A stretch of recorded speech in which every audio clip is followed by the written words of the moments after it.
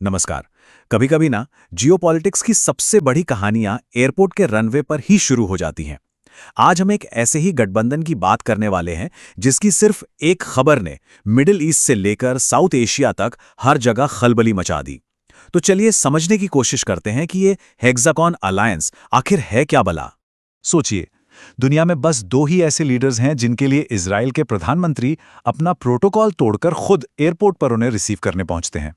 एक हैं अमेरिकी राष्ट्रपति और दूसरे कौन? हमारे अपने भारत के प्रधानमंत्री। तो जब पीएम मोदी इजराइल पहुंचे तो उनका जो स्वागत हुआ वो सिर्फ एक रेड कार्पेट वेलकम नहीं था। नहीं, वो एक बहुत बड़ा जियोपॉलिटिकल मैसेज था। और बस यहीं से कहानी में एक दिलचस्प मोड़ आता है। जहां एक तरफ इजराइल में इतना जोरदार स्वागत हो रहा था, वहीं दूसरी तरफ पाकिस्तान की संसद में बुकवाला हंगामा मचा हुआ था।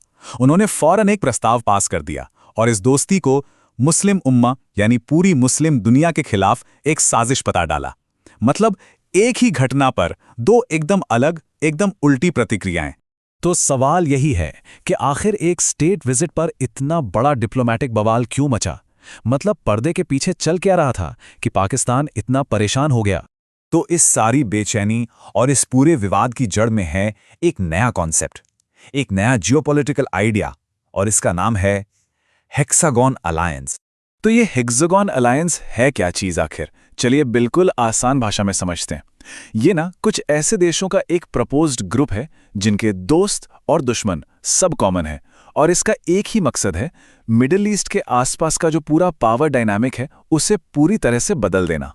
तो इस अलायंस के जो मेन पिलर्स हैं वो चार देश हैं: इंडिया, इजराइल, ग्रीस और साइप्रस। अच्छा, यहाँ ग्रीस और साइप्रस का नाम बहुत इंपॉर्टेंट है। क्यों? क्योंकि इन दोनों का एक ही कॉमन दुश्मन है, तुर्की। ये नाम याद रखेगा, कहानी में आगे इसका बहुत बड़ा रोल होने वाला है। तो चलिए अब कहानी में थोड़ा और आगे बढ़ते हैं। भाई, कोई भी अलायंस बनता है तो किसी ना किसी के खिलाफ ही बनता है ना।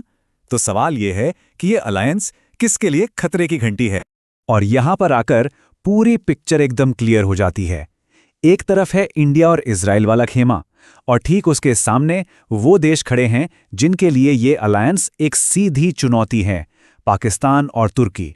मतलब साफ है, दुनिया में एक नई जियोपॉलिटिकल लाइन खींची जा रही है। लेकिन सवाल ये है कि ये जो नई दुश्मनी है ये कितनी सीरियस है? क्या ये सब बस डिप्लोमैटिक बातें हैं या फिर इसके पीछे वाकई कोई बड़ा और खतरनाक टकराव पनप रहा है? इस सवाल का जवाब पता है कहाँ मिलता है?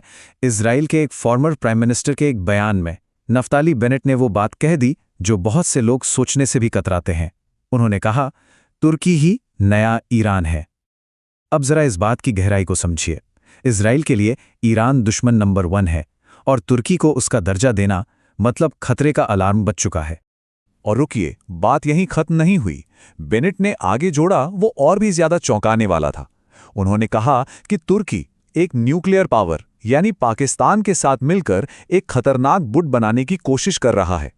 ये बयान बताता है कि मामला कितना गंभीर है। ये सिर्फ तुर्की की बात नहीं है, ये तुर्की और एक न्यूक्लियर देश के गठबंधन की बात है। तो अब आते हैं इस कहानी के सबसे जरूरी, सबसे क्रूशियल हिस्से पर, क्योंकि यहां एक बहुत बड़ा ट्विस्ट है। एक ऐसा ट्विस्ट जो इंडिया को इस पूरी कहानी के सेंटर में ले आता है। ट्विस्ट ये है कि ये पावरफुल अलायंस जिसके बारे में इतनी बातें हो रही हैं, इतनी चिंता जताई जा रही है, वो असल में अभी तक बना ही नहीं है। जी हाँ, ये अभी तक सिर्फ एक आइडिया है, एक प्रपोजल। और इसका बनना या ना बनना सिर्फ और सिर्फ एक देश के फैसले पर निर्भर करता है। अगर उस देश ने हाँ नहीं कहा तो ये पूरा का पूरा प्लान बस कागजों में ही सिमट कर रह जाएगा।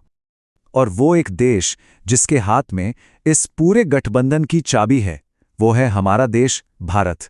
जी, इस पूरे इक्वेशन का सबसे बड़ा प्लेयर इंडिया है। इंडिया के बिना ये हेक्सागॉन अलायंस बन ही नहीं सकता।